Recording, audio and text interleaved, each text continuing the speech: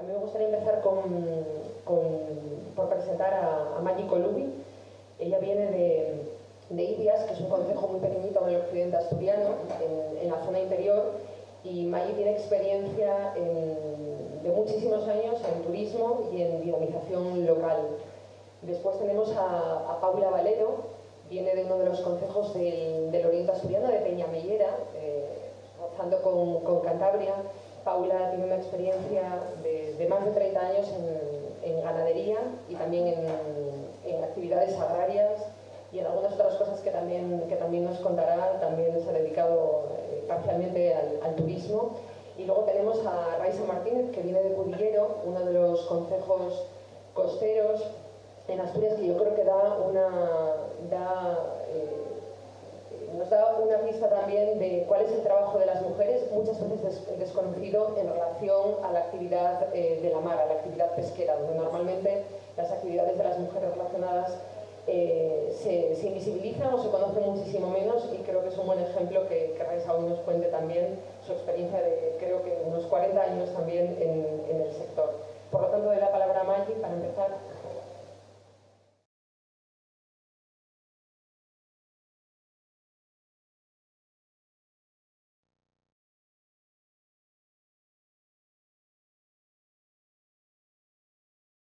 Pero yo lo siento como propio. Yo soy como los de Bilbao, que nací donde me dio la gana. Entonces yo nací en Oviedo, pero bueno, yo vivías de siempre, desde que era pequeña, pues fines de semana, vacaciones, y después de ahí viviendo allí continuamente, van a hacer 28 años. Ibias, aquí tenemos el mapa de Asturias, es eso que está morado, que ganamos las elecciones. Es eso que está morado, que se mete en Asturias, Galicia y León. Eso es Ibias. Ibias, este es el entorno, es rural, o sea, es lo más rural que te puedes encontrar. Y esto es el núcleo mayor. En Ibias tiene 78 pueblos, que es el mismo número que concejos asturianos, así nos olvidan. Y somos 1.500 habitantes en todo el concejo. En todo el concejo. O sea, un pueblo, mi pueblo, somos 5. Y claro, yo pasé una infancia pues muy igual, ¿no? O sea, éramos 2 hermanas, un hermano, 2 hermanas. Lógicamente hacíamos todos en casa lo mismo. No sé si era porque él era minoría y nos imponíamos o porque nos educaron así. Y cuando salíamos a jugar, pues jugábamos lo mismo al fútbol, que saltábamos a la comba, todos. Y yo siempre soy una persona que me gusta saber dónde vivo, entonces me gusta conocer, y me conozco los 78 pueblos. Y cuando tenía entre 10 y 12 años, es de lo único que no me acuerdo, de lo demás van a ser palabras textuales, ¿eh? Pues mi padre nos llevaba a conocer, nadie quería ir con él, yo siempre iba, me gustaba conocer mi historia, mis cosas, y me llevó a un pueblo que se llama Cliceira, que está rayando con Galicia, ¿no? La mitad de 2 casas del pueblo de Cliceira pertenecen a Galicia, la mitad de 2 casas. Son las barreras administrativas estas que ponen. Estando allí, me estaba explicando, aguas vertientes para acá es León, aguas vertientes para allá es Galicia, y esto es Asturias y tal. Bueno, estábamos allí, llegó un paisano y nos invitó a tomar un café en su casa, y bueno, fuimos allí a tomar el café. Y estando allí, él nos presentó a su mujer, que era de Rao. Rao es un pueblo de los Ancares gallegos que queda como a 6 kilómetros de Cliceira. Y claro, para mí Rao era el fin del mundo, porque cuando te portabas mal o hacías alguna tascada, siempre te decían no echa patá llamándote parra, porque era lo más lejos que podía ser. Y entonces, claro, yo con esa edad que empezaba a despertar, bueno, estas cosas de que ya no eres una niña, pero tampoco eres una mujer y tal, yo pensé, ¿y estos cómo se habrán enamorado? Y entonces, como soy de las que pienso que puedes ser ignorante 5 minutos si preguntas, o toda tu vida si no preguntas, lo que hice fue preguntar. Y me pareció muy fuerte preguntar eso, y entonces les pregunté, oiga, ¿y ustedes cómo se conocieron? La paisana estaba mirando para mí, se dio la vuelta y no me volvió a hablar en toda la tarde. Y mi padre me pegó una patada por debajo de la mano. Yo sabía que había metido la pata, pero claro, mi prudencia era muy poca y mis ganas de saber eran muchas. Entonces volví a preguntar y preguntar. Y la tercera o cuarta vez que pregunté, me dice el paisano, mira, rapacina, como te veo muy interesada te lo voy a contar. Pues verás, yo era hijo único y mi mamá murió. Y Y cuando murió mi mamá yo tenía que casarme porque no sabía hacer nada. No sabía hacer la comida, no sabía hacer la cama, no sabía ordeñar a las cabras, no sabía llevar la guardia, no sabía hacer nada. Y entonces tenía que casarme. Y yo por aquella época tenía 2 caballos. Y me enteré que había una moza casadera en Rao, y allá que fui. Y fui a hablar con el padre, y yo, venga y venga, cabezón como aquel paisano en la vida lo vi. Por más que insistí, nada, nada. Y estando allí me enteré que esta, su mujer, que esta, también era casadera. Y fui a hablar con el padre. Oye, muy bien, muy bien, muy bien. Ese mismo día, esta y yo volvimos en un caballo y dejé al otro allí. Y dejé al otro caballo allí, me había cambiado por un caballo. En ese momento mi cabeza, mi mundo se me cayó, mi cabeza dijo, ¿qué es esto? Y sentí 2 cosas, esto hay que cambiarlo, y otra, nunca, o sea, pasé una vergüenza increíble por cómo había puesto a esa mujer en ese brete, ¿no? Esto nunca jamás lo volveré a hacer. Antes de insistir, hablo en privado. Porque bueno, me di cuenta de la cara, entonces bueno, pues vas viendo las caras que se ponen cuando tú preguntas algo que no debes, entonces es mejor callar. Y yo en ese momento me di cuenta que la vida no era como yo pensaba, que las mujeres en Ibias, Dios mío, si las cambian por un caballo, ¿qué será lo siguiente? Entonces ya me empecé a fijar. Y yo le pregunté a mi padre, después de observar mucho y escuchar muchísimo más, ¿cómo puede ser esto?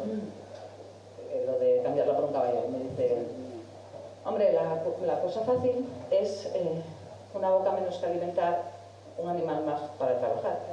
Por cierto, esto era mediados del siglo XX, ¿eh? Sí, Vamos, que era por el 70 y bastantes, pero por el 1970 y pico. Pero me di cuenta, y él me dijo, pero tú observa, me di cuenta que cuando una mujer falta en una casa, el resto de las mujeres de esa casa se repartían el trabajo para que no se notara la ausencia. Pero cuando falta un hombre y hay que hacer algo, oye, hay que clavar no sé qué, y dice, esto lo hacía fulanito, yo de esto ni idea. Entonces, claro, el hombre se notaba que faltaba, la mujer no se notaba que faltaba. Después me fijaba en las tradiciones, ¿no? La caza del cerdo pues era una de las cosas más tradicionales que se hacía en Ibias. Y claro, todo lo preparaban. Lo ves desde fuera, desde niño, pues todo lo preparaban los hombres. Mentira, mentira. O sea, los hombres no hacen nada, matan el cerdo y lo parten. Punto. Hacer la comida de ese día, porque es una fiesta. Hacer la comida de ese día, preparar el agua caliente, preparar todo el sitio donde se va a hacer, ir a lavar las tripas a las fuentes que están, es en diciembre y está el agua helada, helada, o sea, es una cosa. Cuando yo ya fui a vivir allí, me tocó el primer año la matanza de los cerdos y dice, ¿tienes? Y dice, ¿yo? Ni de coña. Y a mi suegra no le dejé ir a eso, ni de broma, que no, que no. Dice, ¿pero cómo lo hacemos? Y dice, se compran, que las hay hechas y que son tripas de cerdo de verdad. Esto de ir a lavar al río, no, que es una tradición. Mi suegro, bueno, la que tuve con él aquel día, y dije, ni de broma va Esther a lavar a la comida. Y como eso, muchas cosas más. ¿Yo qué hacía? Lo primero era sentarme, nunca sentarme en una mesa en los bares que había, sentarme en la barra. Claro, tenía que aprender de vacas, de patatas, de lo que sea. Escuché mucho, pero aprendí, ¿eh? Y yo hablaba como la que más. Vamos, al principio se me quedaba mirando muy raro, pero después ya, oye, me escuchaba. Y claro, al principio era yo sola, pero después ya fuimos juntando. Sobre todo me dediqué a pasear, a hacer paseos con la gente mayor. Que íbamos hablando de otras cosas y yo de vez en cuando pues les comentaba qué pensabais, qué hacéis, qué decís. Oye, y esto, claro, lo que decía la tele era palabra de santo. Dice, hombre, no, vamos a pensarlo un poco, porque tú te imaginas. Yo leo mucho, y una de las cosas que más me entretiene cuando hago un trayecto, esto que no te puedes enganchar a un libro, porque es leer a Agatha Christie. Dice, bueno, es como lo que pasa en un pueblo pasa en todos los lados, pero más grande. Entonces siempre puedes comparar con lo que pasa. Y claro, me apuntaba a todos sus cursillos, cursetes y talleres que había. A todos. ¿Por qué? Porque como muy bien sabe una de nuestras concejalas de Judillero, precisamente, que es Sonia Bustos, no hay mejor entorno que un sitio, ella hace patchwork, yo en un momento dado polillos, que un entorno tranquilo donde las mujeres se sientan a gusto para poder transmitir tu mensaje, porque allí se habla de todo, sin miedos, sin tapujos, sin nada.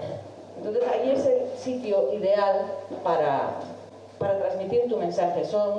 Al principio puede que no veas resultados, pero los ves. Porque yo con las paisanas que paseaba, cuando les decía, no hombre, no, pero esto es que lo que hay que hacer es, las mujeres no sé qué, bueno, ya no lo dirás con cuando tus hijas vayan a estudiar. Claro, pasaban los años y yo no me acordaba de aquella conversación, ni poco, ni mucho, ni nada. Y se me acercó ella y dice, ¿qué razón tenías? Ahora que mis hijas son mayores, ¿qué razón tenías? Claro que sí, ya son las que tienen que hacer. Por eso, ellas pueden mandar tanto o más, o pueden llegar a puestos tan altos como los hombres. No por ser mujer tienes que quedarte en casa, porque claro, se salía del yugo entre comillas, familiar, a el yugo de la familia de tu marido. Que esa era otra. O sea, esto de vivir independiente era una cosa muy rara. Pero no solamente me apuntaba a los cursos, comillas, mujeres, sino también a los cursos, comillas, hombres. Hice un curso de apicultura y a las abejas me habían picado mucho de pequeña, les tenía miedo atroz. Y dije, bueno, para superar las cosas, nada mejor que enfrentarse con ellas. Allí que fui. Claro, la primera semana estaba yo sola de mujeres. Pero ¿cómo te enteras? Tú ven, ya verás qué interesante. Y al final terminamos siendo todo mujeres y los hombres se retiraron. Otro cursete que hice fue el de manejar los productos fitosanitarios. Claro, allí sí que estaba yo sola y en 10 años no pasó ninguna otra mujer más que yo. Pero ahí me gané un gran respeto porque yo, o sea, lógicamente yo había estudiado, sabía las reglas de tres, esas cosas, y los hombres que estaban allí pues no mucho. Pero yo me bajaba de nivel y yo les ayudé a hacer el examen. Entonces, claro, esto ya es otra cosa, esto que me ayude una mujer ya es otra cosa. Y entonces, claro, yo cuando hablaba en un bar y si pegaba el puñetazo, había que pegar un puñetazo, lo pegaba, entonces ya me escuchaban. Ahora las cosas cambiaron, poco a poco, muy poco a poco, y sobre todo cambiaron porque las mujeres quisimos que cambiasen. Porque vamos cambiando cada día un pelín. Cada día un pelín. Que esto parece que no se hace nada, pero es un granito de arena, termina siendo toda una playa preciosa. O una duna, o lo que queráis. Y esta es la cuestión que hacemos todos los días. No hay que hacer cursillos o charlas contra la violencia de género que se intentaron hacer, llevamos 2, 3. No, es hablar en otros entornos. Porque después de hablar en esos entornos, después de que ellas se sientan o que nos sintamos cómodas hablando de lo que sea, entonces sí. Pero primero hay que hacer otra labor, mucho más sutil. Y daros cuenta que el mundo rural lo están desmantelando, o sea, médicos, escuelas, servicios sociales, transporte, todo eso, pues cada vez hay menos. Y eso hace que las mujeres cada vez se queden más en casa. Más en casa o más fuera, se vaya más fuera. Y una mujer que va fuera no vuelve. Y si perdemos el mundo rural, si perdemos nuestras raíces, perdemos soberanía alimentaria. No vamos a comer plástico, hay que comer otras cosas. Y para eso nos necesitamos allí. Y necesitamos que todas las mujeres que vivan en cualquier entorno se acuerden que eso que están comiendo es una cosa que estamos haciendo desde abajo. ¿Y cómo veo yo el futuro? Vete a la última, pasa todas directamente. Esto es. Desde el feminismo, esta es la Q y este es el círculo. Desde el feminismo hay que influir tanto en las candidaturas de unidad popular, ayudando a nuestras compañeras que llegan a los ayuntamientos, que no es nada fácil, que están solas allí, que tienen que enfrentarse a los hombres, que por sus narices, porque se lo trabajan, porque se lo ocurran, se ganan el respeto de la gente. Sonia, Diana, Patti, Eva, Nuria, Tamara, todas, mi respeto y mi cariño hacia ellas, porque sin ellas este cambio no podría ser. Nada más.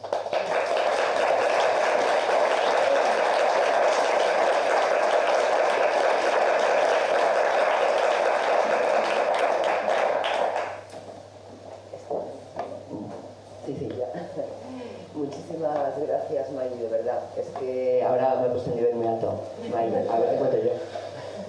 Bueno, yo soy Paula, me he presentado antes, Lorena, y yo soy bueno, luego me enteré que yo era neorrural, porque claro, cuando yo llegué a vivir a Peñamellera Alta, hace la friolera de 30 años, yo venía de Madrid en un proyecto de, bueno, en aquel momento en el que hubo además una oleada ante una crisis bastante fuerte también, de gente que decidíamos irnos a vivir al campo como alternativa de vida, sobre todo como alternativa de vida ante la posibilidad de crear una familia, por ejemplo, que nos parecía que la ciudad era un ambiente muy hostil para ello, ¿no?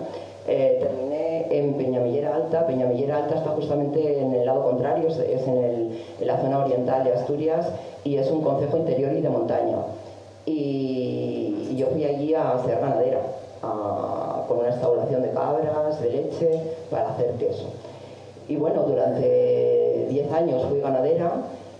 Y quizá me gustaría también enfocarlo desde un punto de vista, como ha comentado Maggi, cómo es el aterrizaje, ¿no? Cómo es el aterrizaje de una persona que viene de militar en movimientos ecologistas, de bióloga, y que va con su pareja a intentar vivir en un entorno con muchas ideas, con mucha ilusión, habiendo hecho ese proyecto además también antes en la Sierra de Madrid, y llegas. Y lo primero que me encontré fue la dificultad ante la cultura, ¿no? La cultura que había allí, yo no la conocía y era imprescindible nadar dentro de ella para poder ser afectado. Y el ejemplo lo tengo una vez que veía mi tierra, que tenía que arar.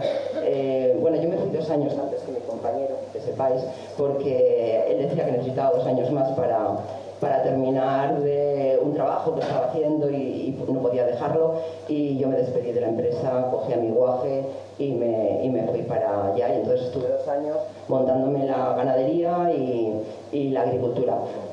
Aquella vez, es que se acopla, ¿verdad? Sí.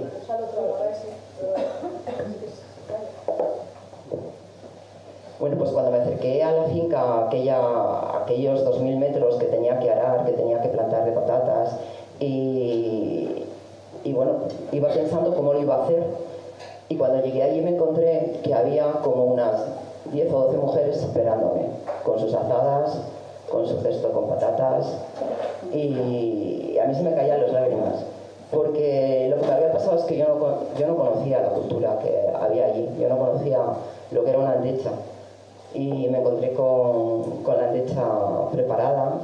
Ellos sabían que yo iba a plantar las patatas porque me lo había comentado el día anterior en aquel bar en el que yo me sentaba en la barra siempre, y que ellas iban simplemente a comprar porque era el bar tienda, y ellas no se paraban a tomar la cerveza, pero yo sí me paraba a tomar la cerveza, pero hablaba con ellas. Y cuando me encontré con aquello, pues me di cuenta de que no podíamos aterrizar, no podíamos llegar como unos paracaidistas e intentar imponer ningún tipo de cultura propia, ¿no? Había que trabajar muy despacio. El mundo rural es un mundo de unas culturas asentadas desde hace miles de años y que han conseguido una pervivencia. De esta manera, los problemas de las mujeres en las zonas rurales también son igual de largos y persistentes, porque están muy arraigados en las culturas, en unas culturas muy tradicionales, y ahondar en el patriarcado rural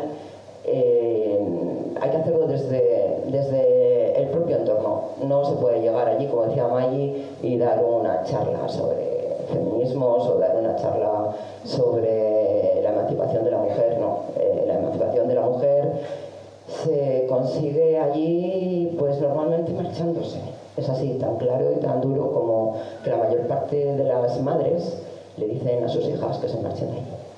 Es así. La mayor emigración de mujeres, el mayor éxodo rural cae sobre las mujeres.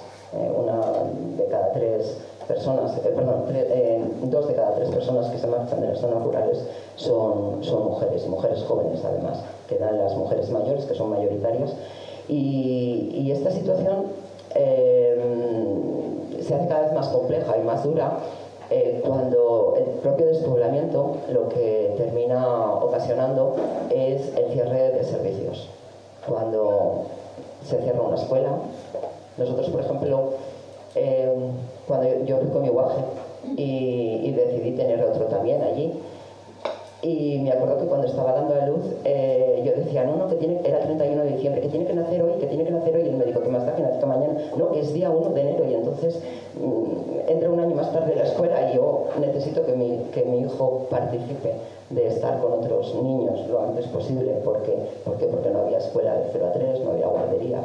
Y ante esta situación, por ejemplo, entre un colectivo de mujeres, algunas locales y otras que habíamos llegado allí en este éxodo que habíamos hecho de la ciudad al campo, montamos lo que era unos cuidados itinerantes.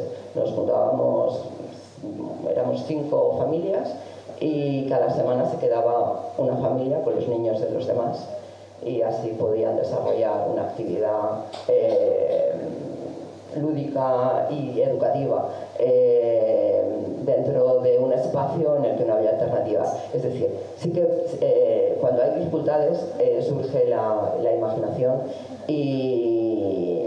pero sí que te enfrentas a situaciones como que, bueno, en la escuela rural, cuando dejamos de estar las personas, aquellas, sobre todo mujeres, que estábamos en el AMPA, que antes se llamaba el AMPA, me acuerdo de aquella época en la que solamente eran padres, no existían las madres, pero la llevábamos todas las mujeres, aquella asociación de mujeres que conseguimos que se mantuviera una escuela rural con muchísimas dificultades. Recuerdo perfectamente un día en que vinimos aquí al delegado de educación, porque de aquella no había consejería, y le amenazamos con traerle a todos los niños a su despacho si no nos ponía un profesor, porque año tras año, ningún profesor quería o profesora quería esa plaza, y año tras año renunciaban a ella, con lo cual suponía como un mes de espera de nuestros hijos e hijas para tener un maestro o una maestra. Y lo que hicimos fue traerle a los niños aquí al despacho, al director, con lo cual al día siguiente teníamos un profesor, en este caso era un profesor. Pero lo que quiero decir es que mientras que dinamicemos las mujeres, mientras que nos buceamos en esos espacios de dinamización que hay en las zonas rurales, sin ser de forma no agresiva, de forma cercana en lo cotidiano y no impositiva, porque cuando hemos intentado hacer otras acciones feministas hemos tenido una respuesta relativamente mala. Las acciones feministas tienen que surgir de ellas mismas. Cada vez es más complejo poder trabajar en ese sentido porque se marchan. Yo he tenido la suerte de que mis hijos han querido quedarse allí después de haber vivido fuera. Bueno, pues esta experiencia neorural parece ser que puede tener algunos réditos positivos cuando hay personas como estos 2 chavales y una de sus novias que deciden apostar por las zonas rurales, pero después de 2 años intentando crear un poco de masa crítica de personas con cultura, con acciones, y ver que no hay respuesta, pues porque ya hay muy poca población, porque hay muy pocos servicios, porque no hay un autobús que nos permita movernos, por ejemplo. Tienes que ir con un carnet de conducir, si no lo tienes estás obligado al aislamiento o a marcharte de allí. Cuando decides tener familia, cuando decides tener hijos, vas a estar solo en los cuidados, con tu compañero o compañera, pero no vas a tener un servicio público adecuado para poder desarrollar en esta actividad. Eso porque parece que, bueno, puede parecer que es una necesidad súper importante en las ciudades, pero no os podéis imaginar lo que significa un transporte, lo que significa una escuela infantil para una zona rural. Es decir, es una necesidad muchísimo más prioritaria, muchísimo más, y además es el desencadenante de que los pueblos se queden sin vida. Es decir, de que en las zonas rurales los pueblos se marchen las mujeres, y si se marchan las mujeres no hay alternativa de vida. Y esto no podemos plantear ratios, no podemos aceptar ratios que digan que no puede haber una escuela infantil o que no puede haber un autobús si no hay X número de personas, porque estamos condenando al abandono rural primero a las mujeres, y eso desencadena el abandono definitivo del territorio. No sé, me imagino que andaremos un poco más en estas cuestiones, no sé ni cómo voy de tiempo, pero... ¿Tengo fuego? Bueno, un poco más me dice Lorena. Lo que comentaba, vi cómo ahora mismo está hablando de la gente que está intentando resistir en estos espacios. Realmente hay acciones puntuales muy positivas de mujeres emprendedoras en estas zonas. Yo tengo ahora mismo en la cabeza a una, dos, tres queseras, por ejemplo, del concejo de Cabrales, dos, una del concejo de Onís, que son unas grandes luchadoras y que están además intentando que las mujeres estén en los órganos de decisión, tanto de sus trabajos como de las asociaciones y representaciones que tienen que tener ellas en el mundo rural. Pero se quejan muchísimo, se quejan de que ellas están solas. Ellas están intentando estar en estos espacios de representación, pero lo que tienen alrededor es un 90% de hombres. Y eso desespera mucho y crea unas situaciones, además, bueno, pues de una cultura muy basada en el ideario machista, que tienen que lidiar día a día con ello. Yo estoy trabajando ahora, bueno, estoy representando a la Junta y a Podemos y al mundo rural, por así decirlo. Y una de las cosas que también me ha llamado muchísimo la atención, después de haber trabajado tanto tiempo, 30 años en el campo, de haber estado en espacios como Maye, como comentaba, con la matanza, en donde yo hice mi matanza feminista, en el que las mujeres teníamos la posibilidad de hacer todas las tareas que hacían los hombres, y pedíamos a los hombres que lavaran las tripas en el río y que hicieran la comida, etc. A mí me saltaron al cuello las mujeres de allí, decían: Paula, no nos puedes cambiar las costumbres. No nos puedes cambiar las costumbres. Digo, yo las cambio en mi casa. Yo voy a tu casa y te respeto las tuyas. Pero tú vienes aquí, que me encanta que vengas, que eres mi amiga, pero vas a respetarme las mías, porque yo quiero poderme tomar un vino en lo que están cocinando mis compañeros. Y bueno, pues ella participaron, y esas cositas, esas pequeñas cosas son las que hacen que cambien. Pero cuando, como comentaba, una vez me tuve que reunir con una asociación de ganaderos, y la primera vez que les vi eran como 12 o 13 personas, eran bastantes, y eran todos hombres. Y dije, bueno, ¿y vuestras mujeres? Es que ellas sí que cumplan. Ellas tienen una cantidad de trabajo que les resulta imposible venir aquí. Claro, yo flipé. Digo, pero vamos, hombre, ¿me puedes decir que tú no puedes hacer esas labores para que ellas puedan venir aquí? Y decían, es que ellas no quieren. Ellas prefieren estar ahí. Entonces yo dije, bueno, pues vamos a hacer lo siguiente: la próxima vez que vengáis solamente hombres, yo no me reúno con vosotros. Y así fue. La siguiente vez, bueno, intentaron una y también les volví a echar la bronca, pero la siguiente vez vinieron con 3 mujeres.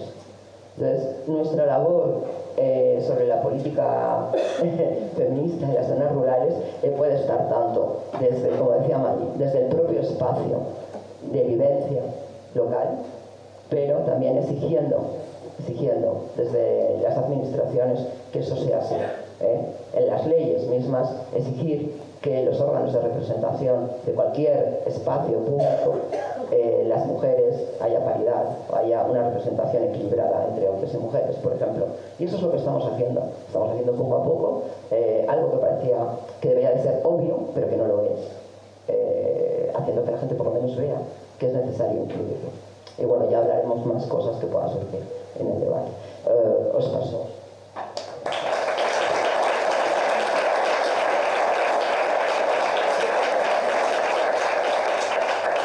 Bueno, buenos días.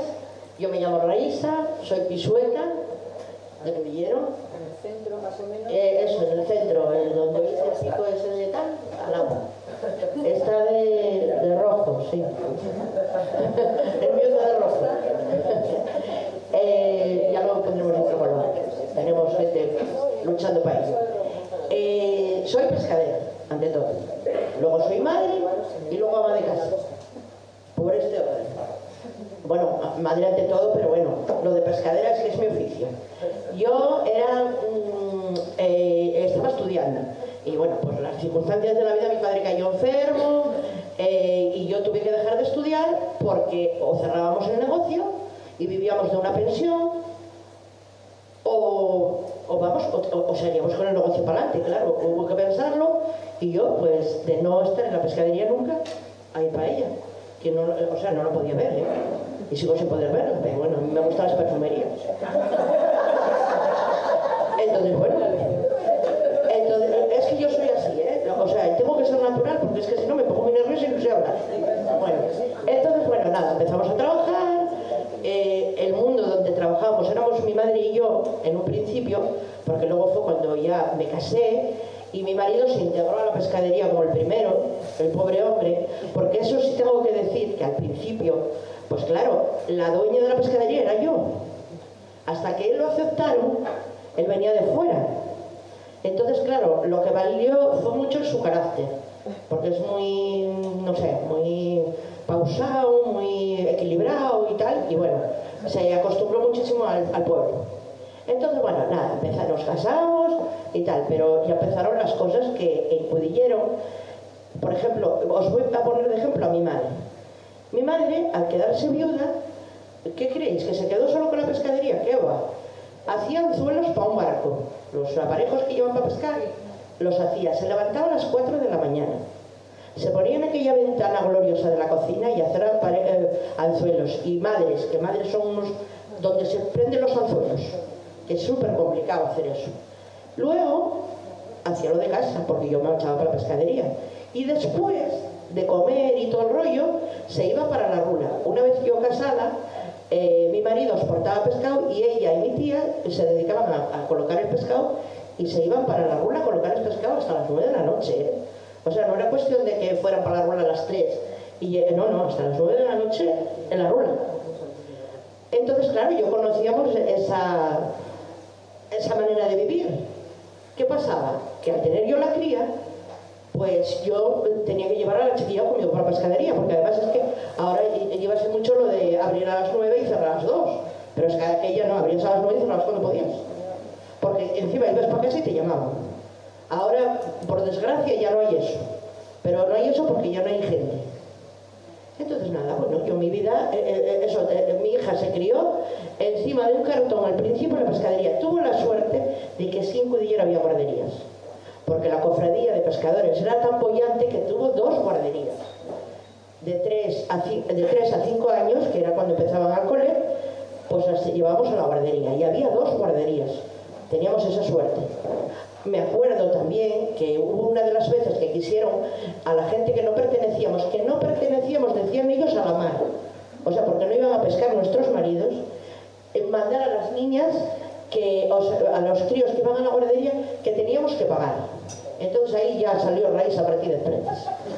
Porque yo dije, bueno, aquí hay señores que van con sus pescados y demás para Avilés y lo venden en Avilés y la ganancia, el % lo dan a la rula de Avilés. Pero resulta que mi marido, que no va a pescar, pero pesca más en tierra que ellos, mi marido compra pescado en esta rula dándoles el porcentaje de tal con una pescadería y resulta que tal. Y entonces entre unas cuantas que también tenían el mismo problema que yo, conseguimos que a nosotros no nos cobrasen, porque lo que querían era que nosotros pagásemos. Ellos no, ellos gratis, ¿eh? Ahí, eso sí, los machirulos de turno, que eran los que mandan, los hombres, que aquí en Asturias hay muchísimo de eso, muchísimo. Y en Podemos, ¿eh? O sea, ellos son los que van ahí, y ellos son los que mandan. Y eso lo digo, ¿eh? ¿Cómo oye la frase de ayer que vi yo en esto de la manada? Que si yo soy tuviera novia, pero es que claro, vivo en Cudillero. En esto de la manera, a nosotros nos culpan y a ellos los disculpan. Y a eso me niego yo rotundamente. ¿Entiendes? A eso me niego yo rotundamente, porque yo trabajo como la primera. También tengo que decir que en mi caso, claro, veo a Belén, a mi amiga Belén, que en mi caso no me puedo quejar, porque yo, mi pareja, me apoya en todo, lo que quiera, como lo quiera. ¿Entiendes? Porque, bueno, soy yo, pero bueno, yo él sabe, las tengo a ellas de testigo, a mis compañeras de CUDI, vamos. Y no sé, es que ellas hablaron latina, pero yo no sé qué os voy a contar. Que íbamos al cole y eso sí, al principio lo del APA, yo desde el principio, Jesús y yo en el APA, íbamos 4 a las reuniones, porque parecía talmente que los que teníamos los problemas eran Jesús, yo y otros 2. Los demás no tenían ningún problema. Y eso sí, padres, mi marido, los otros no tenían padres.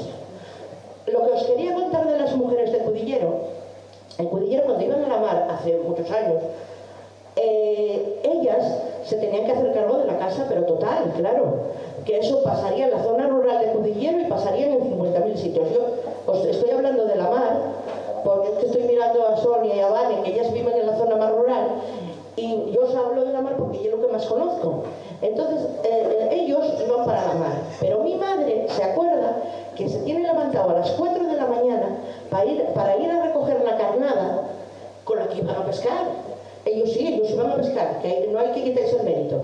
Pero ellas se levantaban a las 4 de la mañana, preparaban esa carnada que llevaban ellos a pescar, y a la hora de regresar ellos, que tampoco se sabía, ni había GPS, ni había móviles, ni había nada, tenían que estar en el muelle esperando el pescado para llevarlo a la rula. Hacerlo de su casa, trabajar lo que fuese, lavar la ropa en el río, que no había lavadora, que eso me tocó a mí, o sea, no, a mí no me tocó lavar, pero a mí me tocó verlo. Y estar allí como las primeras. Y ellos, claro, ellos eran los marineros, ellos eran los que mandaban. Ellos no iban a hacer todo eso, pues lo hacían ellas. Y lo que os iba a decir que era más sangrante, el dinero, por ejemplo, la costera del Bonito, empieza en San Pedro y acaba en octubre. Bueno, pues en Cudillero, que me imagino que sería todos los sitios, en Roge, la tradición era, no se dividía el dinero que pescaban, porque ellos solían entrar cada 20 días o así, hasta que no acabase la costera del Bonito. Entonces había casas que sí que te fiaban en la tienda, casi todas, pero había casas que no, que se tenían que arreglar con lo que había. ¿Y quién lo hacía? La mujer. Las mujeres, que las mujeres somos las que tenemos que estar en el poder, que somos las que tenemos que llevar las cosas para arriba, que ellos son muy buenos y todo lo que queráis, pero cuando hay un problema y es por un paisano, hombre, las mujeres pegámonos, pero el otro día nos arreglamos, o por lo menos en mi caso, o sea, yo no quiero quedar mal con nadie por nada de este mundo, si lo puedo arreglar, ¿entiendes? Y cuestiones políticas muchísimo menos. Yo, por ejemplo, estoy encantada de la vida de estar en este proyecto, porque yo soy de Podemos, y de Somos y de todo lo que es eso, pero yo soy de este proyecto. Pero también os digo que hay que tirar por nosotras, que nosotras somos muy listas, vémoslas venir, porque las vemos venir, ¿entiendes? Porque yo veo aquel ayuntamiento de Cudillero, que yo digo y la Sonia, Valpatí, porque yo salto por aquí, mira cómo estoy, pues salto por encima de aquel coso y vamos, y los como con trapos y todo. A mí no me falta saber. Bueno, voy a contaros lo que nos pasa a nosotros. Nosotros tenemos una mesa, ¿sabéis? Maggi, Paula, la mesa famosa. Bueno, 540, nos llega una carta que tenemos que pagar por la mesa que tenemos a la puerta de la pescadería para sentarnos, que lleva la tertulia de todo el mundo, pero ya os diré yo por qué quería que la pagáramos. 541 euros con 38 céntimos. La mesa lleva allí 40 años. Entonces, bueno, el gobierno de Cudillero y es del Partido Popular. El señor Escribano es el alcalde de Cudillero, que aterrizó de Madrid, bajóse del avión y fue alcalde. Y con él una chica de León, que esa ya vino, no sé qué vino, en coche, y eso, vicealcaldesa. Entonces, bueno, resulta, no me acuerdo.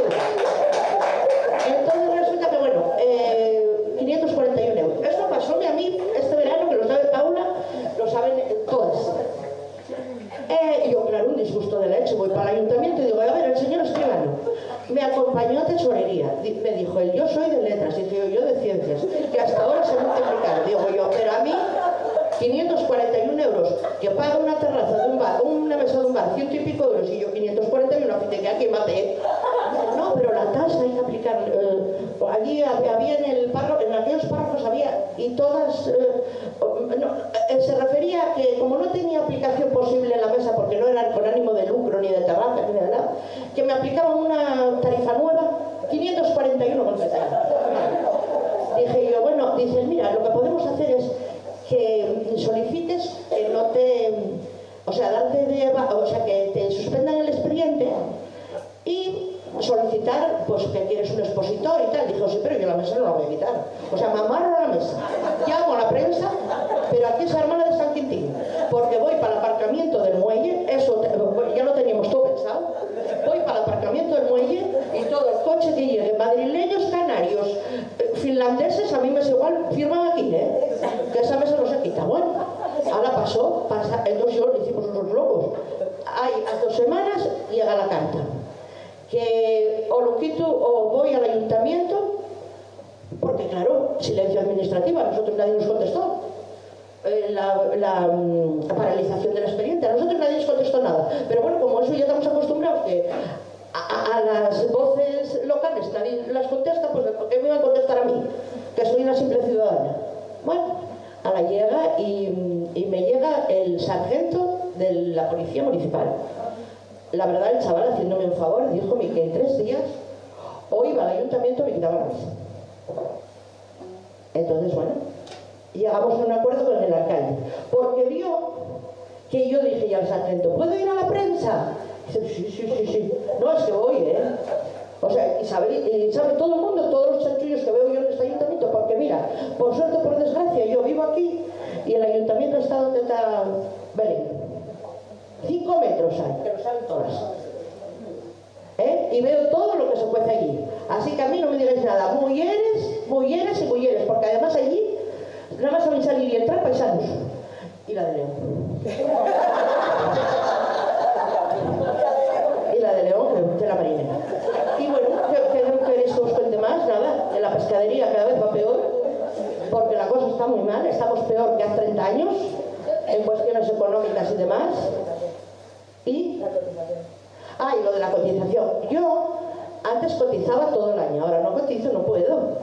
Porque si mi marido cotiza el doble, yo lo que no puedo pagar son 1.000 euros todos los meses. Entonces yo lo que hago es cotizar 4 o 5 meses y que no me llegaré a jubilar, claro. Ya me arreglaré yo con Jesús como pueda. Pero claro, ya es muy triste que esté trabajando, ¿entiendes? Y que no pueda llegar a cotizar. ¿Entiendes? Porque mi marido paga 600 euros. Casi 600 euros. Es que tela marinera. Y yo cuando cotizo son 300 y pico. Son 900 y pico. ¿Cómo hacemos? ¿No comemos? Hombre, a mí unos días vendía muy bien, pero no siempre. Pero es que vaya. Entonces eso. Y desde uno no se dice, ¿no? Vale. Pues encantada, y no está sola, vamos en manada.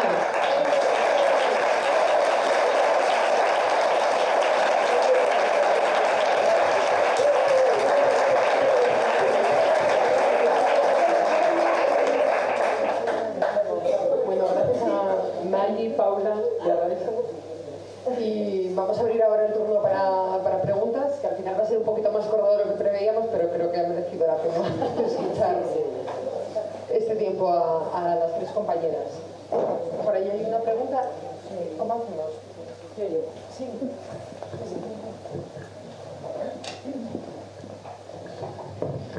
Buenos días a todas. Bueno, felicitarles. También además de la pregunta, pues incentivarles a que sigan adelante, porque con eso, con los cambios que se hacen dentro del entorno de la familia, servimos de ejemplo para otras familias también, y viendo la evolución de una familia totalmente diferente y alejada de la heteronormatividad.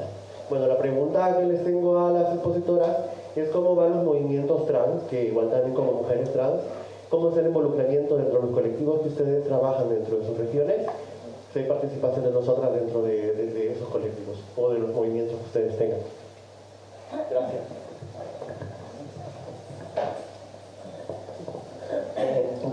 Gracias. Realmente los movimientos trans están más vinculados a las zonas urbanas que a las zonas rurales. Por mi experiencia en el entorno del Oriente, normalmente se suelen acercar más a estos espacios en donde tienen un espacio de más personas en las que apoyarse debido al propio despoblamiento en las zonas rurales. Es decir, es que hay tan poca gente allá que tanto los colectivos trans como gays, lesbianas, los casos que hay ahí normalmente no tienen por lo menos en la zona en la que yo estoy, no tienen un carácter asociativo. Existen personas que están viviendo allí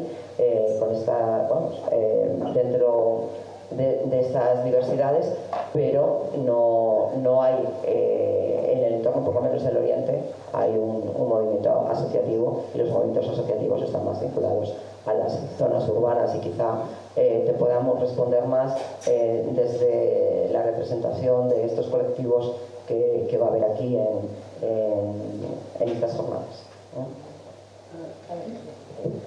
A ver, yo os apoyo, vamos, faltaría más. Pero allí en Cudillero ya comprenderás que nada de nada. ¿Oíste? Nada, ¿qué va a haber? Nada. Somos 4 y ahora en invierno es que ni coches. Pero vamos, tenéis todo mi apoyo y contáis conmigo particularmente para lo que queráis. Y otra cosa que te digo, yo estoy con todo el mundo y a todas horas, porque yo nunca me acuerdo, yo era la tesorera, digamos, del tesoro que más preciado de un chiquillo de estos que vienen a vender negros, de un paisano, no, este ya era más mayor. Yo le guardaba la mercancía en la pescadería para que él no tuviera que ir a Henares a todos los días hasta Oviedo con toda la mercancía. Y si venía alguien que sabía él que tal, vendía yo hasta los relojes. Eso sí, yo no les hacía rebaja ninguna, ¿eh? Bueno, a mí decía, a la 10, ni 8, ni 7, ni 3, 10. ¿Oíste? O sea que yo y todos los que estamos aquí os apoyamos en todo, pero los pueblos ya sabes que tendría que haber un colectivo y tendría que haber más gente, ¿vale? Pero no te creas que es que no hay colectivos de nada. No es que no haya precisamente gente que no tenga este colectivo, es que tampoco te encuentras más asociaciones que las de mayores. Principalmente está dominado por las asociaciones de jubilados, que es lo que domina en esos espacios. Es que en el Occidente es lo mismo. No hay asociaciones. Eso, como dice Paula, es que las asociaciones que hay son principalmente de jubilados. Muy gente. Sí que lo que sí podemos hacer, o sea, lo que sí hacemos como mujeres es apoyarlas, pero no hay, sencillamente se vienen al entorno urbano.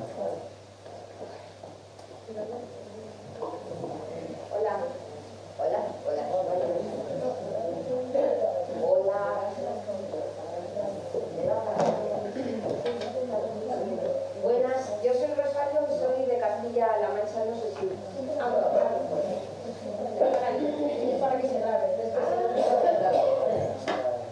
Soy Rosario, soy de Castilla-La Mancha y estoy en contacto con el mundo rural. La pregunta es para la última compañera, bueno, para todas. No sé si sabréis que en el mundo rural se puso una ley, me parece que en el 2011, que se llama la Ley de Custodia Compartida, que permite precisamente que con una misma explotación, ganadera, agrícola, pescadera, en fin, del mundo rural, con la misma explotación se pueden dar de alta las dos personas de la pareja. Apenas está desarrollada esa ley, por lo menos en Castilla-La Mancha. Me parece que hay 9 personas, 9 mujeres que se han acogido a esa ley, porque ni siquiera la administración regional sabe cómo poner en marcha y cómo rellenar los formularios para que se puedan beneficiar esas mujeres. Quería preguntar si aquí en Asturias está más desarrollada y si os parece una buena idea. Nada más. Sí, bueno, aquí en Asturias me parece que solamente son 2 o 3 explotaciones las que están con titularidad compartida. Y realmente lo que pasa es que aquí algo un poco diferente al resto de España, porque el número de mujeres titulares es el más alto de toda España. Estamos en un 47%, me parece que es, de mujeres que son las titulares de las explotaciones. Es decir, que no se da la situación que se da en otros lugares, que son los hombres los que son los titulares, y era una ley que se había planteado para que las mujeres pudieran acceder a la titularidad por esa vía. ¿Qué ocurre aquí para que vaya pasado eso? Bueno, pues es una parte de la idiosincrasia que tiene Asturias con el tema de la minería. Porque normalmente los hombres son prejubilados de la mina y las mujeres son las que entonces tenían que ser las titulares de la ganadería, que realmente está trabajando también el hombre, ¿vale? Pero bueno, de esa manera podían, bueno, pues apaños para ganar más, pagando lo menos posible, que es lo que tiene que hacer mucha gente en el campo para poder sobrevivir. La situación no tiene luego continuidad, porque ahora mismo no hay un renuevo generacional en el campo. Y ahora mismo, si nos ponemos a analizarlo desde un punto de vista por extracto de edades, ya tenemos una situación similar al resto de España, porque ya las mujeres menores, de memoria no sé decir el límite, pero me parece que es de 25 años o de 30 para abajo, ya sí que solamente es el 20% de mujeres con respecto a hombres. Es decir, sí sería necesario de aquí para adelante empezar a plantear la necesidad de apoyar esta ley. Seguramente es una ley que, bueno, pues que la aplicación no ha tenido ningún éxito en toda España, ¿eh?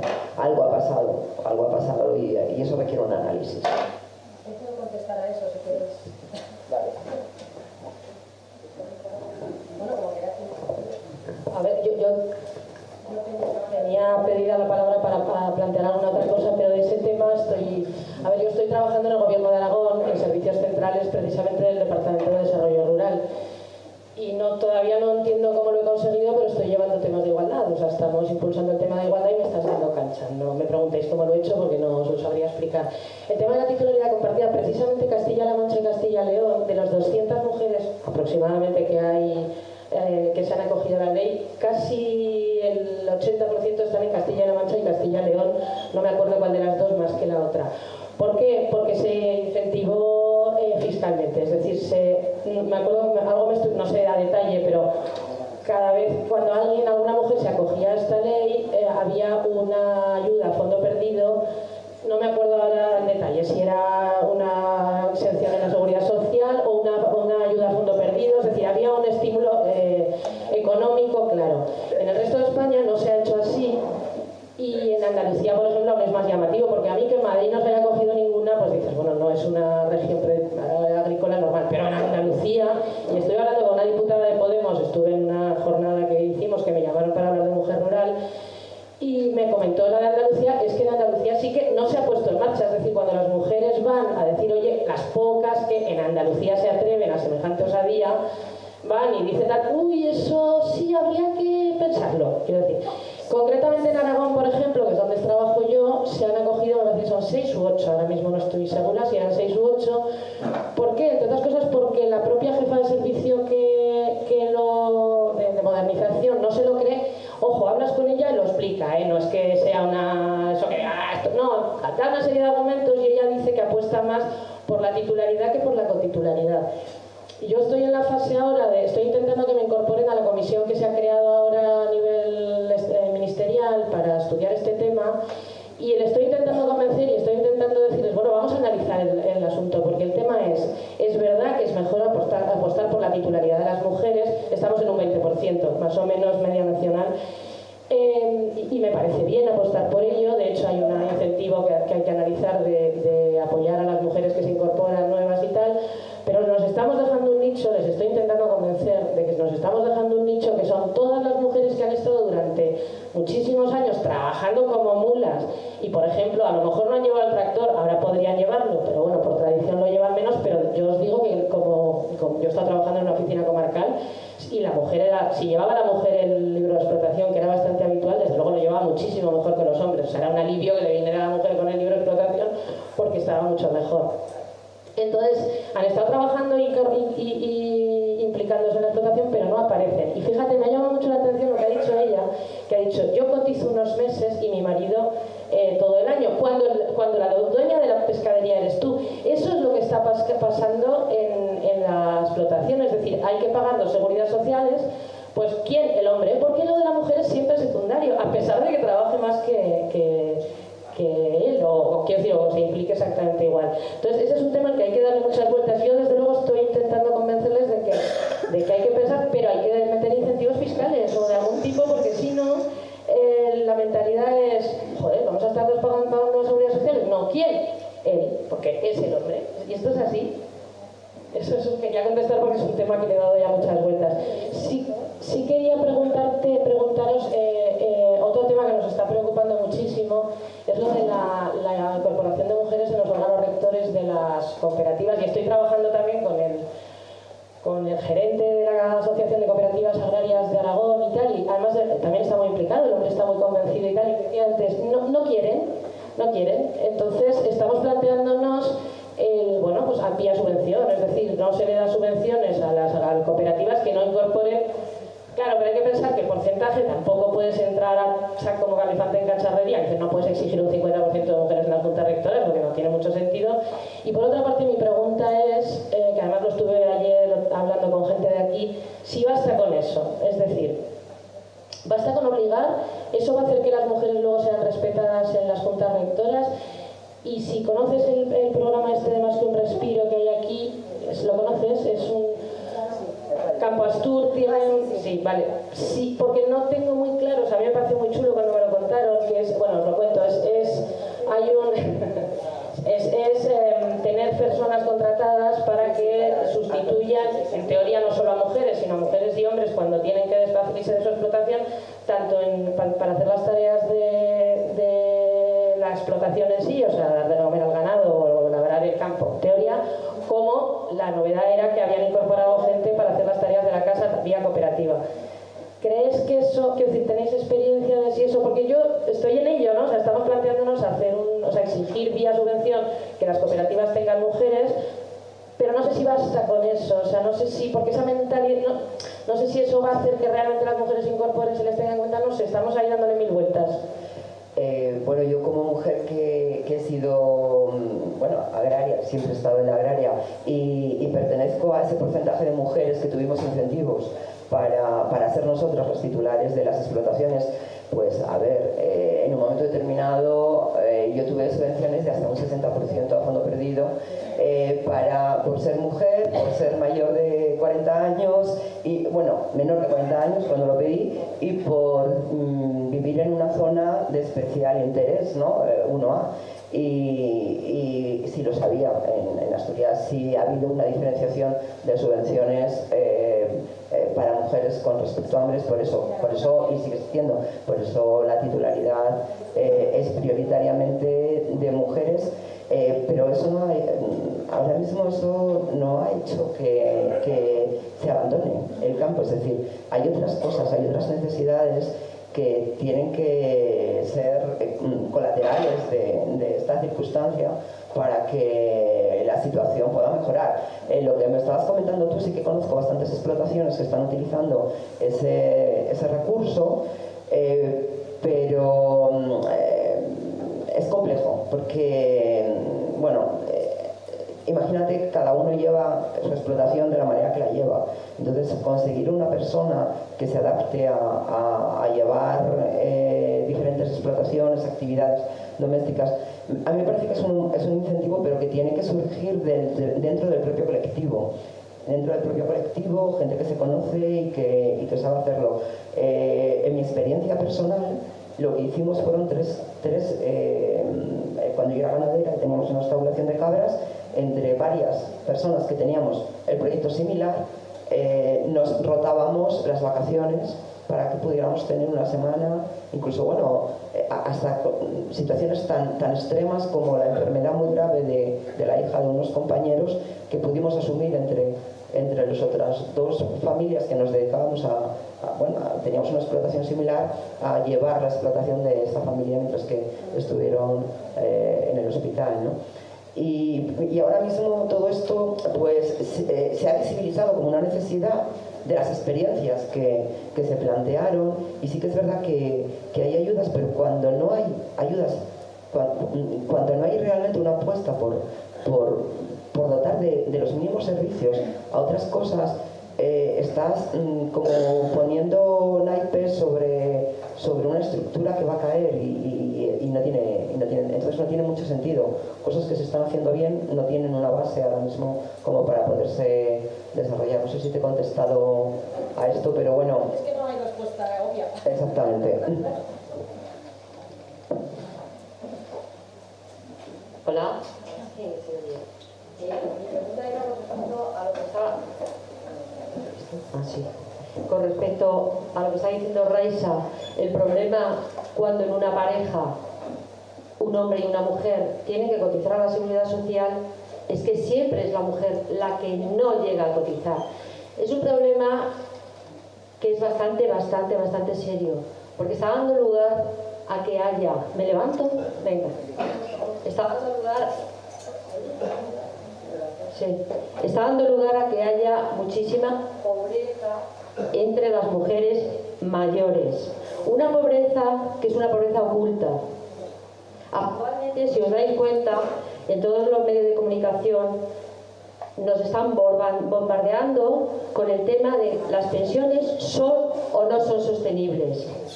Pero en ningún momento se habla de la pobreza que hay entre las pensionistas.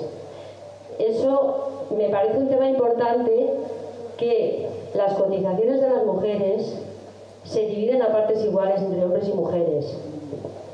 Y cuando una pareja existe hasta que deja de existir, esa cantidad que se aporta a la seguridad social tiene que ser a media entre los dos. Pero es una cosa que no es novedoso.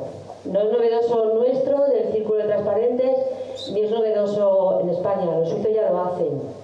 Entonces, yo desde aquí lo que sí que me gustaría es que pusiésemos más énfasis en el tema de la pobreza oculta entre las pensionistas. Mujeres mayores de 65 años que o tienen una pensión muy baja o no tiene pensión, porque en España hay muchos miles, probablemente llegue a más de 300.000 mujeres mayores que son jubiladas, que no tienen pensión, que no cobran nada, y que es un problema que hay que tomarlo muy en serio, esa pobreza oculta de las jubiladas, y no tanto la sostenibilidad o no de las pensiones actuales.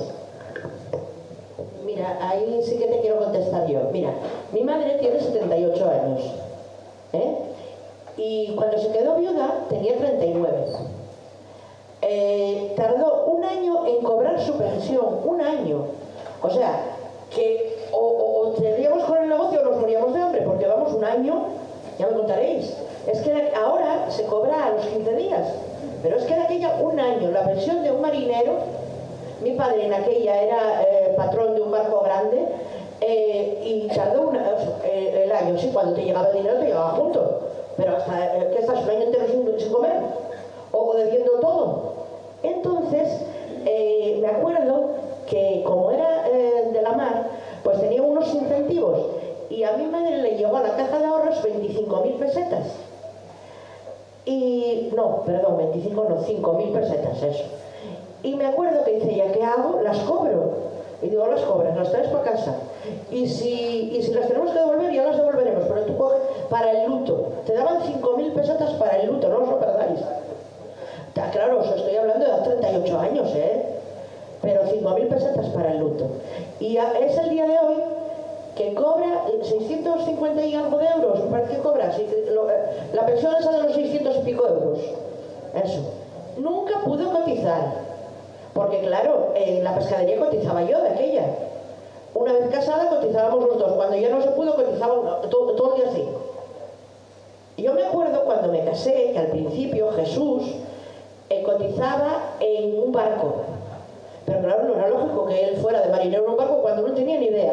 Pero aparte de eso, que luego ya empezaron los marineros a ponerse como autónomos y demás, y entonces, claro, ya cotizas en tu negocio, ¿dónde vas a cotizar? Pero te digo que lo de la pobreza esa que dices tú, vamos, si no existe. Claro que existe. Que tú ves a gente, yo tengo gente que como cobran el día 25, y lo sé porque me lo dicen ellas, y la pescadería no tiene ningún parlamento, pero como si lo fuera. Vienen y yo sé los problemas que hay, por ejemplo, el cudillero, tienes que pagar lo de eso de la parroquia para enterrarte, que lo paga casi todo el mundo. Bueno, pues eso hay que pagarlo en noviembre. Y claro, la paga extra te llega el 25 de noviembre. Hay gente que no puede pagar 70 euros de golpe. Bueno, pues yo tengo alguna gente que, bueno, pues como puedo la ayudo. Para que paguen los eso en noviembre, para que no vaya, porque sí lo pueden pagar en diciembre, sí, pero parece que quedan como señaladas, ¿entiendes? Esta gente no lo paga en noviembre porque no pueden. Entonces, yo tengo a 2 o 3 que, bueno, van, lo pagan y ya me lo dan. ¿Oíste? Así que no me digas nada que con lo de las pensiones. Y en un pueblo pequeñín, ¿cómo se nota? Que todo el mundo cobra los 600 y pico de euros. Ah, y lo que quiero decir, eso sí, antes de que se me olvide, yo conozco un caso súper sangrante, que a ver quién me lo puede explicar, de un chico de Cudillero, Roge, que no trabajó en la puñetera vida, Resulta, sí, trabajó una semana en el Alsa, me acuerdo, en Llanes. Lo aprecio, pero os lo voy a contar. Este chico, resulta que el padre cayó enfermo y supuestamente lo cuidó. Soy yo testigo y todo el pueblo que no cuidó, porque tenía 50.000 hermanos, hijas y demás. Se muere el señor, era funcionario del ayuntamiento de Cudillero, y el chico está cobrando 1.536 euros por haber cuidado a su padre, porque era administrativo del ayuntamiento de Cudillero. Es que no estoy diciendo ninguna mentira, porque vi yo la nómina, está cuidando eso. ¿Y tú crees que hay derecho que este chico que no trabajó nunca, que cobre 1.536 euros, y que haya señoras que trabajaron toda su puñetera vida y cobren 600 y pico, y que haya gente, como conozco yo el caso de nuestro amigo Ricardo, que cobre 900 y pico euros trabajando toda la vida? Hombre, no me fastidies. Claro, vino a vivir a Oviedo, normal. ¿Para qué te iba a quedar en Cudillero? Si es que no tiene ni dónde gastarlos. Por eso ya terminé.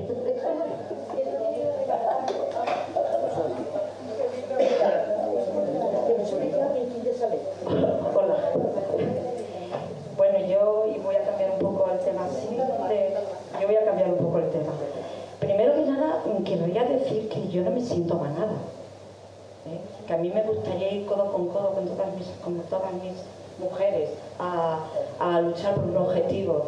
No me gusta el término manada, lo digo porque me sentía un poco... No me siento reflejada, lo siento. Lo siento, no me siento reflejada.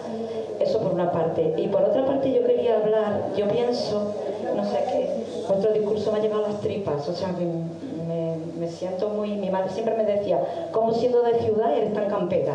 Pues sí, soy campera. Y pienso que el cambio de economía no vendrá si no es por la revolución de la tierra. Y por la revolución de la tierra tenemos que, de alguna forma, participar en todas las experiencias que se hagan con respecto... Yo, por ejemplo, me pregunta mucha gente, ¿tú eres una pija porque tú estás en un grupo de consumo? Digo, pero yo no estoy en un grupo de consumo por comer mejor, que mi madre me enseñó a comer bien, sino porque quiero que cambie, que se regenere la tierra, que se regenere el campo, que tengamos una economía sostenible, y eso es una economía sostenible, ¿no? Yo vivo en Andalucía y he estado de maestra muchos años en un pueblo de jornaleros. Pues otra cosa que a mí me gustaría que cambiara es la educación. En los libros de texto, que nunca los vemos los padres y las madres, y además no les echamos cuenta, el campo se idealiza, pero se idealiza de una forma idílica. Es como si los árboles crecieran sin ninguna mano, como si los frutos se recogieran, y sí, como si los animales crecieran. Entonces hay que obligar a que cambien esas leyes, a que cambien esos libros de texto, a que en las escuelas, en las universidades se hable de cómo se vive en el campo. Eso por una parte. ¿Y cuál es la realidad del campo? ¿Y cuál es la realidad de la naturaleza, ¿no? Y de todo nuestro trabajo en la naturaleza? Eso por una parte. Y por otra parte, yo pienso que hay muchísimas experiencias de mujeres, porque un poco estamos como hablando de que tenemos que colectivizar, ¿no?, todas estas experiencias entre las mujeres. Tú lo has planteado muy bien. Y por otra parte, yo pienso que todas estas experiencias de mujeres, porque en el pueblo donde yo viví, que era un pueblo de jornaleros, que no era de jornaleros, que era de jornaleros y jornaleras, cuando en un momento determinado acabaron, porque ya se impusieron nuevas normas y todo esto que ahora nos están quitando el campo, porque ese es un planteamiento muy bien pensado, ¿no?, para poner otro tipo de economía, que todas sabemos que vienen de las multinacionales y todas estas cosas. Pues cuando retiraron a las mujeres, que iban todos los niños, las niñas, las mujeres y los hombres, iban de temporeros al algodón, iban de temporeros a las fresas, iban de temporeros a la recogida de la aceituna. Cuando entraron las máquinas, que decían ellas, las mujeres no podían trabajar porque tenían que trabajar los hombres. Y las mujeres dejaron de cotizar, dejaron todas las cosas que tenían que hacer. Pero ellas salían todos los días a la calle, ellas se manifestaban, ellas se encerraban en el ayuntamiento. Quiero decir que tendríamos que escribir y tendríamos que visibilizar todas las experiencias de las mujeres que han habido. Eso por una parte. Y por otra parte, yo creo que también hay que reconvertir nuestra sociedad. Tenemos que vivir más en comunidad, y de eso el campo, vosotros lo habéis explicado muy bien. Eso el campo lo conoce muy bien. La gente que vive en las zonas rurales conoce muy bien cuáles son las colectividades y cómo se vive en comunidad. Y a mí me parece que eso hay que contarlo, hay que visibilizarlo, porque es una experiencia de vida que nosotros estamos olvidando, porque vivimos individualmente y nos cuesta trabajo. Mientras que, como tú has dicho, cómo se solucionó el problema de las dos mujeres, cómo se van solucionando los problemas. Un poco yo apostaba por eso.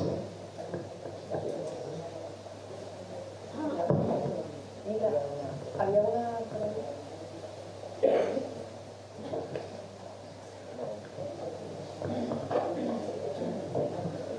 Hola, buenos días. Soy Begoña y agradeceros, porque yo soy urbanita, soy de las que me creo que la leche está en tetrabric, es decir, las vacas lo que hacen es tener tetrabric en vez de leche. Entonces, claro, vuestra experiencia pues a mí me deja absolutamente sorprendida, encantada, y sobre todo agradeceros que me estáis enseñando una realidad que yo desconocía. Yo suelo veranear por Asturias y por Galicia. Cudillero me encanta. Y bueno, pues hace 2 años conocí a las mariscadoras, a las compañeras de Galicia, y ellas sí que me enseñaron, con el tema que estamos hablando de las cuotas, sí que me enseñaron que con su lucha, están en las cofradías, que ellas son las que imponen, las que marcan sus ritmos.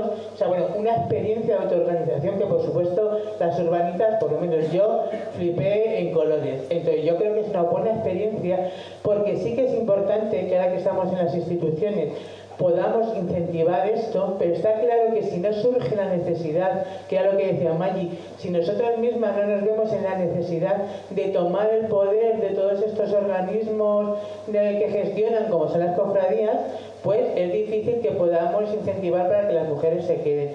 Entonces, pues agradeceros que continuéis en nuestros pueblos y que les deis vida, y muchísimas gracias por todo.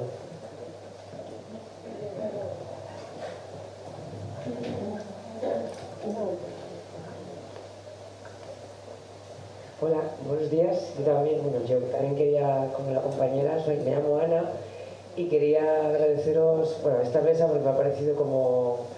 O sea, yo llevo los últimos 4 años, he tenido la suerte de ser de esas urbanitas que de repente caen en una organización como era en Vizcaya y había campesina, y de repente descubres el mundo rural y la gente combativa que está transformando el mundo desde el mundo rural, y las mujeres maravillosas de ese mundo, ¿no? Y aparte te conecta, de repente te acuerdas que tu madre, tu abuela vienen de caserío, vienen de Baserri, y tú parece que toda la vida has nacido en mi ciudad, ¿no? Y entonces, bueno, para mí esta mesa yo lo he disfrutado un montón, porque de repente era como, os oía hablar y digo, ay, ahí están mis compis, ¿no? Ahí están todas las historias que vengo oyendo todos estos 4 años, pero en el contexto de Euskal Herria. Y os quería preguntar, precisamente, pues me ha parecido súper chulo, como decías, de uno de los grandes problemas que yo creo que tenemos ahora es el relevo. El relevo, pero ¿cómo afrontar un relevo cuando educacionalmente ya no es o sea, primero que hay una diferencia entre qué es ser mujer en el rural y qué es ser mujer campesina que trabaja en lo rural, ¿no? Que una cosa es que a mí me gusta mucho ir al campo porque, oye, respiro mejor, la vida más lento, tengo más tiempo para hablar con mis mayores, y otra cosa es ponerte a trabajar y vivir de la explotación agraria, ¿no? Y ese relevo, creo que, o sea, os quería preguntar por si desde los círculos o desde las asociaciones en las que estáis, cómo se aborda también la parte educacional que tiene que ver con cómo vamos a plantearle a la gente, que además es un relevo que la mayoría de veces va a tener que venir del urbano, porque evidentemente ¿de dónde va a venir si no? Porque ya migramos todas a la ciudad, entonces el relevo ahora tiene que ser el camino contrario, ¿no? Y está siendo porque las ciudades nos están expulsando. Porque en la ciudad no se puede vivir de alquiler, no se puede vivir de tal, se come plástico y cada vez está siendo más una alternativa, ¿no? ¿Cómo se hace ese cambio cuando tú en el colegio, en todas esas instancias donde se supone que te forman para que quieres dedicarte a trabajar en la vida, jamás vivir del campo es una opción? Es un símbolo de atraso. Y te pasa como pasaba en Ene Vizcaya, que teníamos gente trabajadora, ganaderas y ganaderos, que te decían, el otro día el maestro, el maisu del cole nos llamó porque nuestro chaval había dicho que quería quedarse, que quiere ser ganadero de mayor, y nos llamó para una reunión de, oye, que el chaval vale para estudiar, que le dejéis ser ganadero, o sea, que le dejéis que lo que quiera ser. Dices, claro, tú te dicen, un chaval, una niña o un adolescente dicen o muestran inclinaciones de yo quiero estudiar Derecho, y nadie le dice, oye, cuidado, que a lo mejor roba, ¿no? O sea, porque es como, no hay ese toque de atención de parte de los profesores, ¿no? Con lo cual te dice de fondo, y yo te quería preguntar por si en ese relevo, aparte de que tiene que ver con cuestiones del aterrizaje, es decir, tú vienes de tu mundo urbanita y de repente, ¿no? Ponerte a vivir es cómo abordas todo eso, la parte cultural, choque cultural que es, la parte de choque educacional que de repente tienes que ser. Y luego también, eso, si podríais contar un poquillo de cómo han sido las mujeres que igual que desde sindicatos agrarios hayan estado trabajando, o cómo han sido esos espacios para las mujeres campesinas, porque por ejemplo también yo lo que veo también es esa experiencia en Ene Vizcaya y en el Chalde, te decían al hilo del estatuto de la cotitularidad, ¿no? Decía, claro que ha sido un fracaso, porque una vez más, o sea, incluso aunque se intenten hacer esfuerzos de hacer una política agraria nueva, lo siguen haciendo hombres, o sea, diseñada desde los hombres. Dice, para empezar, porque en el estatuto que se implementó en Euskal Herria, la primera cosa, que es la definición de mujer agricultora, dejaba fuera el trabajo de comercialización y transformación que se hace en las explotaciones, que es el que hacen las mujeres. Entonces, es que aquí o sea, que al final no solamente estamos abordando la cotitularidad, es que o empezamos por cambiar la concepción del trabajo agrario y lo que el trabajo agrario es, y eso es una reforma de toda la política agraria, porque para empezar las explotaciones agrarias cada vez han querido compartimentar ciclos de producción y comercialización que naturalmente estaban todos relacionados, y tiene que ver con la soberanía alimentaria, tiene que ver con la coproducción artesanal y cómo la van ahogando y cómo van tal, ¿no? Pero claro, eso incluso en los espacios donde la soberanía alimentaria es un proyecto futuro, a las mujeres nos cuesta más poner ahí la mirada feminista, ¿no? Entonces, un poco como si habéis encontrado, o sea, decir, ¿cuál es la historia de Asturias en ese sentido, ¿no? Que no conocemos, que muchas gracias por todo, Pues gracias por tu exposición, porque la verdad es que hay que enfocarlo también desde el punto de vista de lo que significa la soberanía alimentaria con una mirada feminista en el mundo rural. En Asturias ha estado como muy institucionalizado todo.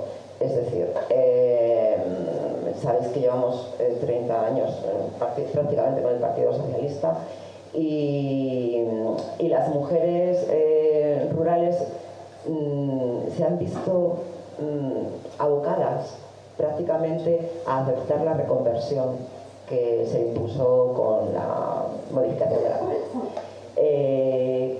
¿Cómo han protagonizado ellas esto? Bueno, han sido para mí las grandes sufridoras de una reconversión que ha hecho que tengan que dedicar el 100% de su vida, de su trabajo, a un modelo de producción que ha sido intensificado. Es decir, se transformó el modelo familiar, de agricultura familiar, hacia un modelo intensificado, unificado en explotaciones muchísimo más, de dimensiones más grandes, y con un gran abandono de las mujeres. El éxodo de las mujeres rurales está vinculado totalmente hasta, bueno, cuando se implantó la política agraria comunitaria, fueron las primeras que abandonaron las zonas rurales ante las necesidades que imponía este sistema. No ha habido ¿qué respuesta ha habido colectiva? Como colectiva, quizá dentro de un mundo muy alternativo, de grupos de consumo, de un cierto movimiento de la agricultura ecológica, vinculadas a muy pocas explotaciones. En Asturias hay muy pocas explotaciones vinculadas realmente con una agricultura y ganadería familiar, y está bastante limitada la representación de estos colectivos, bastante poco. Yo, entre otras cosas porque me considero uno de esos elementos que tenía que tengo una finca ecológica y una pequeña industria artesanal, buscando toda la vida un modelo que identificara una industria artesanal, y es al día de hoy que Asturias todavía no tiene ese modelo, ni tan siquiera una reglamentación de venta directa. Con lo cual se nos impuso un modelo completamente industrial, y en el que el sistema familiar y alternativo, lo que llaman alternativo, ¿no?, que te consideran un elemento menor, que eres un poco discordante y que das mucho la vara, y ahora resulta que les están diciendo que ese modelo es el único que es sostenible y que tienen que cambiar un poco la mirada hacia él, y ven que llegan elementos nuevos en representación de esta gente, y que algo van a tener que hacer. Y entonces ahora, por lo visto, nos van a presentar una ley que estamos trabajando con colectivos de mujeres, precisamente a Sultanza Campesina, que son colectivos de mujeres campesinas, que lo están llevando muy mal, porque están bastante solas y con bastantes dificultades, y sobre todo con poca, cuando hablabas de la capacidad de representación, ¿no? Es que es un elemento que a mí me angustia, porque cuando te dedicas a hacer esto, es que ya no tienes tiempo de colectivizar, no tienes tiempo de representación, no tienes económicamente posibilidades de dedicar tu tiempo a hacer esto, porque además Asturias tiene unas dificultades tremendas con las distancias, y que Caravaggio es un mundo, y colectivizar una dificultad muy grande, pero bueno, se está en ello. Yo nomás que es por decir una frase hablando de soberanía alimentaria. Las cosas suelo terminarlas de dos formas. Primero, hablando por supuestísimo del orgullo rural, y ahora que hablas de la soberanía alimentaria, yo os voy a pedir una cosa a todas: convirtamos nuestro carro de la compra en un carro de combate.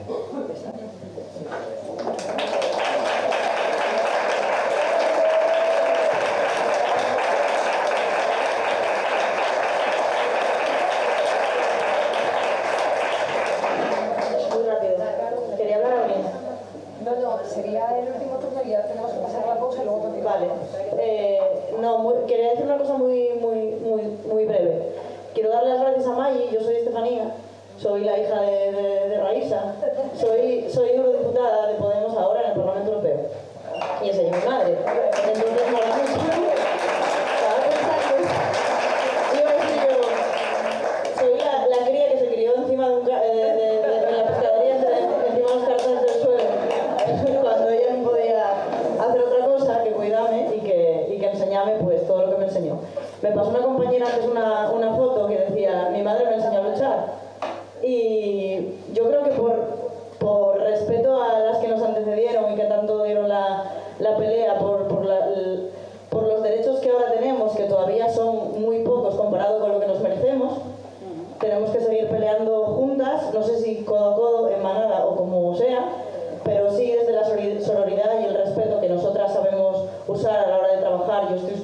súper de acuerdo con las compañeras cuando siempre incidimos en el hecho de que nosotras creo que sabemos hacer mejor las cosas porque nos cuidamos más.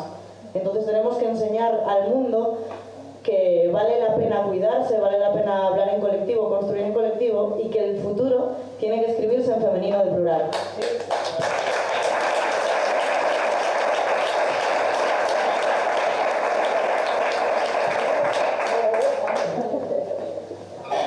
Bueno, pues vamos a dar por terminada esta mesa ahora. Vamos a pasar a una pausa, pero después podemos seguir hablando. La siguiente mesa va a seguir hablando vamos a seguir hablando de empoderamiento de la mujer en el mundo rural. Con lo cual, todo aquello que haya quedado pendiente, que seguramente tendréis algunas cuestiones, continuamos hablando después. Isabel, ¿querías hablar de la pausa? 30 segundos. Siguiendo al hilo de lo que comentó Maggi, el café de hoy nos lo trae una asociación de ayuda a gente migrante y está preparado por unas mujeres marroquíes, y los cafés y los té son a €1 y las bolsitas de dulces marroquíes, que son pecaminosas totalmente, son a €1.